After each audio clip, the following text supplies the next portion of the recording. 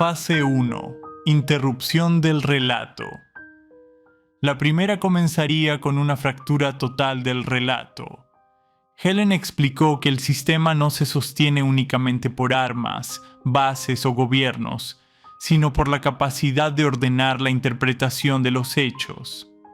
Primero decide que existe, luego decide cómo debe nombrarse, finalmente enseña a la humanidad a ridiculizar, temer o rechazar todo aquello que quede fuera de ese marco.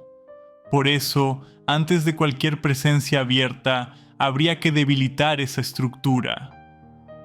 La intervención comenzaría exponiendo estas contradicciones, recuperando archivos, revelando mapas, conectando testimonios aislados y mostrando que muchas anomalías dispersas no eran accidentes, sino fragmentos separados de una misma verdad. Tampoco se trata de entregar todo de golpe, todo llega a su tiempo.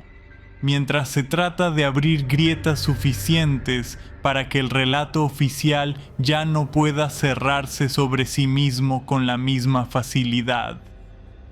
Archivos olvidados podrían salir a la luz. Testimonios de navegantes, militares, científicos o trabajadores de zonas restringidas podrían comenzar a coincidir.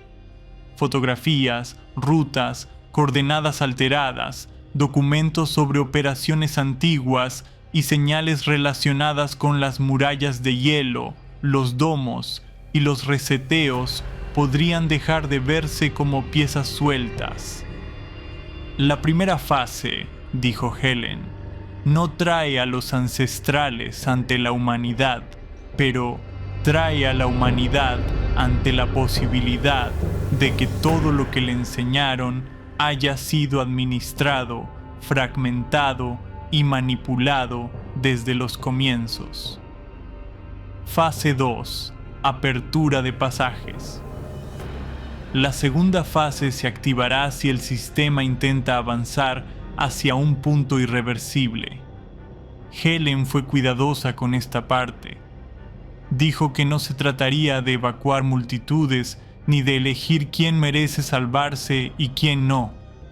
Esa sería la lógica de los colonizadores.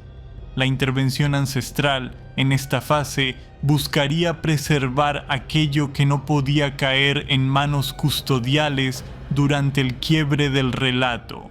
Archivos originales, testigos clave, guardianes de conocimiento, familias perseguidas, infiltrados descubiertos, fragmentos de memoria capaces de impedir que la prisión fuera reconstruida con una nueva imagen. No se trata de elegir quién vale más, dijo Helen. Se trata de impedir que destruyan las llaves antes de que la puerta pueda abrirse para muchos, porque así se podrá liberar a todos, incluso a quienes hoy desconfían, porque entendemos la situación. En esta fase podrían activarse nuevos pasajes, rutas discretas o pasos protegidos. Algunos serían marítimos, otros subterráneos, otros estarían vinculados a zonas donde las fronteras entre regiones, domos o membranas pueden volverse permeables bajo condiciones muy precisas. Lugares que estuvimos trabajando desde hace mucho y que hoy tenemos la tecnología para llevar adelante. No serían caminos públicos ni anuncios para provocar desesperación. Serían movimientos de preservación. La diferencia con una evacuación custodial sería absoluta. Los colonizadores trasladan para clasificar, separar y administrar. Los ancestrales abrirían pasajes para liberar. Fase 3. Aparición pública. La tercera fase sería la más delicada, y solo ocurriría si las anteriores ya no fueran suficientes, o si la humanidad alcanzara un grado de comprensión capaz de recibir una presencia abierta, sin arrodillarse, sin atacar y sin convertir ninguna verdad oficial convertida en fanatismo. Helen explicó que la aparición pública de los ancestrales no sería una llegada desde arriba, jamás. Eso pertenecería al viejo engaño. Si llegara a suceder, sería desde rutas que siempre existieron, costas, pasajes, corredores, regiones detrás de las murallas, rutas marítimas antiguas y zonas que la humanidad fue educada para no mirar. No todos aparecerían al mismo tiempo, no todos hablarían, no todo sería mostrado en una sola jornada, pero habría presencia suficiente para romper el monopolio del relato.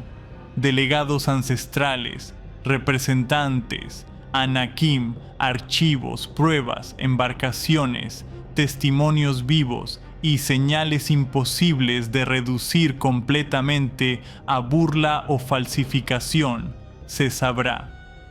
Helen insistió en que esa presencia no tendría como objetivo fundar una nueva autoridad. Si algún día nos mostramos, dijo, lo primero que deberá entender la humanidad es que no debe arrodillarse ante nadie. Esa frase era central, porque el sistema intentaría convertir la aparición en amenaza o en culto. El problema es si la humanidad entonces atacaba con sus fuerzas militares ante la manipulación de una posible amenaza escrita por los custodios.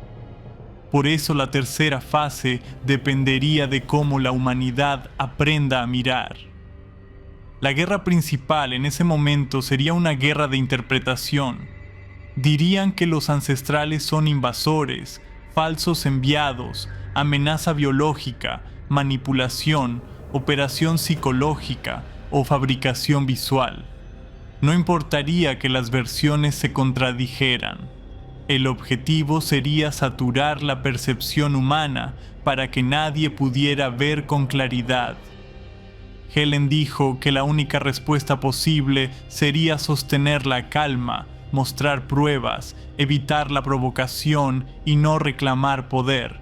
Por eso la presencia abierta, si algún día ocurre, no sería una coronación, sería una invitación a mirar sin miedo, a recordar sin fanatismo, a escuchar sin entregar la conciencia, a comprender que la humanidad no necesita cambiar de dueño, sino recuperar la memoria de que nunca debió olvidar. La humanidad es grande, mucho más grande de lo que cuentan en las noticias, en los medios utilizados hoy, en la narrativa escrita por supuestos libros antiguos, en el espacio sideral de esferas flotando donde ellos lo ubican a usted en un punto insignificante mientras arman todo un sistema para que usted no pueda escapar. Mire lo importante que usted será, que tuvieron que hacer todo eso para someterlo dentro de tierras amuralladas y ni así pudieron controlar su esencia. Helen cerró esta explicación con una frase que parecía resumir todo el sentido de la intervención. Primero se rompe el relato, luego se protegen las llaves. Solo después, si la humanidad puede mirar más allá, la presencia podrá volverse visible. Y confiamos que así será.